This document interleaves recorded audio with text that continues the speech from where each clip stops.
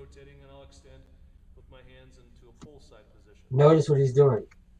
So depending on how long it takes you to get a kid to extend through will depend on if you move on to the next part of this drill. The second phase is actually putting this into an action in a swing.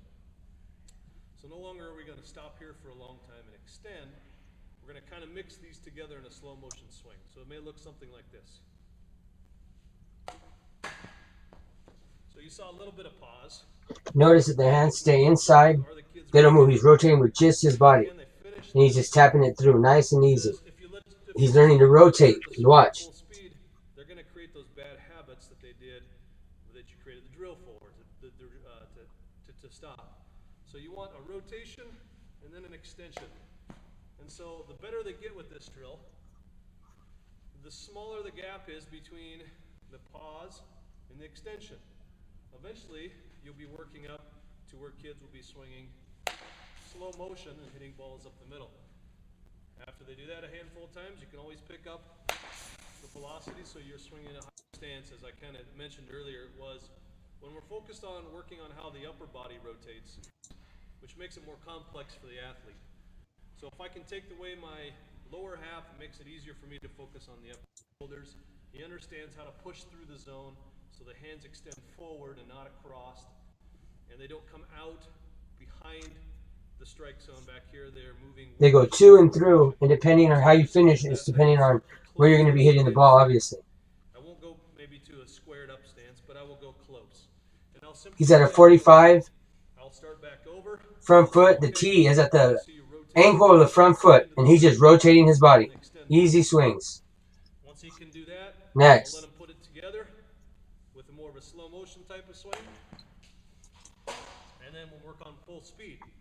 So each time we can from its intended path.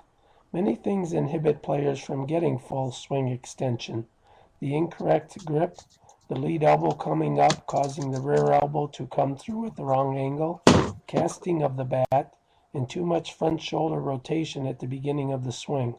All of those hitting actions cause players to roll the wrist prematurely.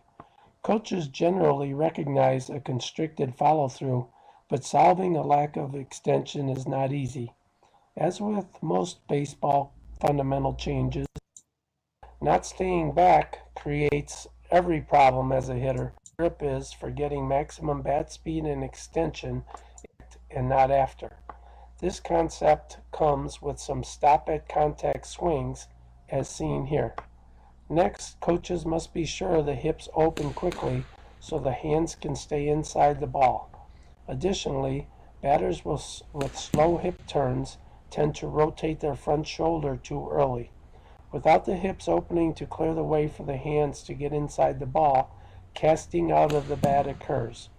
This net drill helps prevent casting, as players' hips must open in order to miss the net. A glove under the rear arm to begin the swing helps keep the back elbow from casting the bat out also, as the glove should fall out after contact and not before.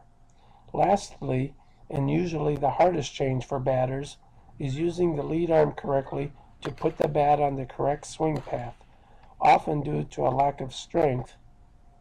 Lead arm drills help create maximum extension, strength, and a smooth, long, and high swing finish. Repetitions of these drills, or the one that seems to help the most, are necessary to overcome the lack of extension. Hope to see you over at my baseball coaching website at www.baseballcoachingtips.net, and don't forget to